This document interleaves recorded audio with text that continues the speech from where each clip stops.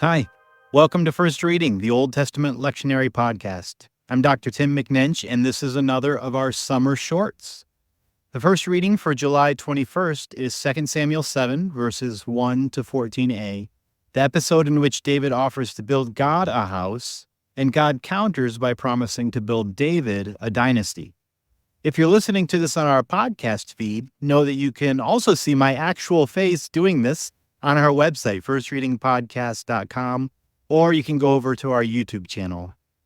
So in keeping with the short part of our summer shorts series, I have just one point to draw your attention to in this very interesting and complex story. It's tempting to read this story and to zero in on God's special kind of favoritism toward David. But if we read closely, God's response to David through the prophet Nathan makes it clear that God's primary concern here isn't for David as an individual, but for his kingship as a way to support and show God's favor to the people as a whole. God's ultimate concern is for the people, and David's leadership is a means toward that end. Verse 8 is key here. God kind of puts David in his place.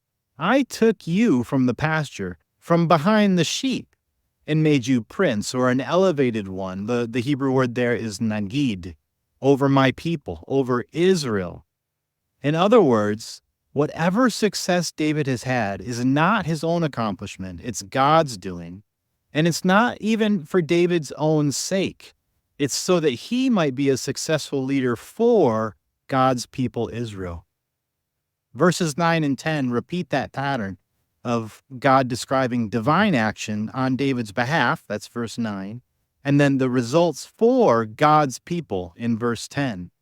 There, God says that the goal of all of this goodness toward David, the result will be that God will have made a place for God's people Israel, a place where they can be planted, put down roots, and have rest from warfare and insecurity.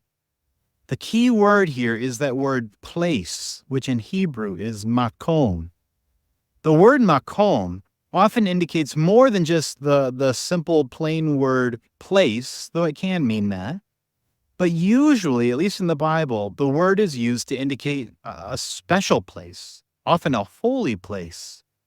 When Moses encountered God at the burning bush, for example, that place, that makom, was called holy ground. Or when Jacob was fleeing from his brother and he has that dreamy vision of angelic messengers going to and fro from the very spot where he happened to lay his pillow, he gets up and says, surely the Holy One is here in this makom. Of course, the meaning of any term is always dependent on its context. And makom doesn't always mean like a holy place or a temple site.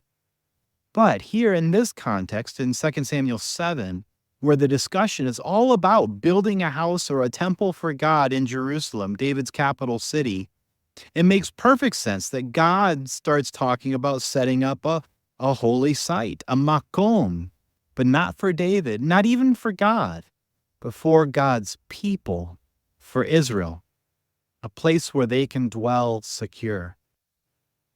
Now, what does all this have to do with preaching this text?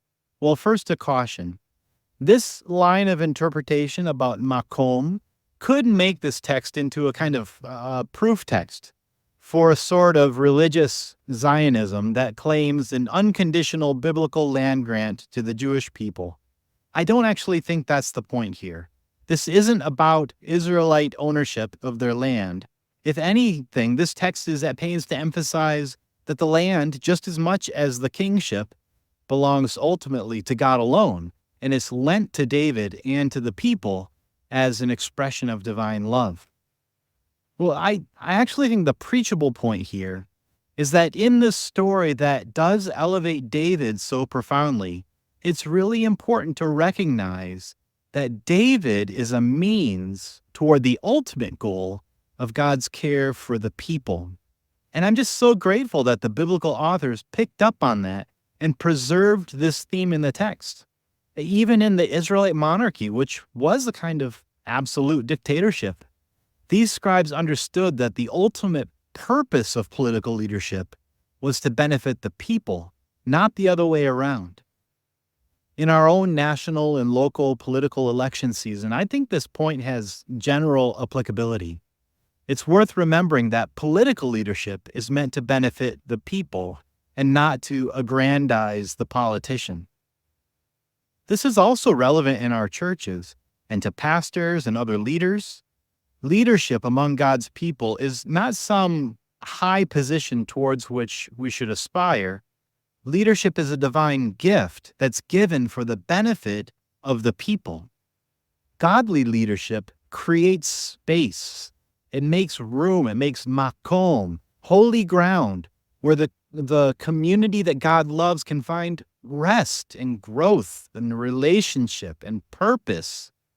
I'm praying that all of us who are leaders can help cultivate that divine gift for the sake of God's people. Well, that's my takeaway for the week. Thanks so much for watching or listening, and we'll see you next time. Happy preaching. Oh, by the way, what do you think of this video format? Leave us a YouTube comment or send us an email to firstreadingpodcast@gmail.com. Shalom.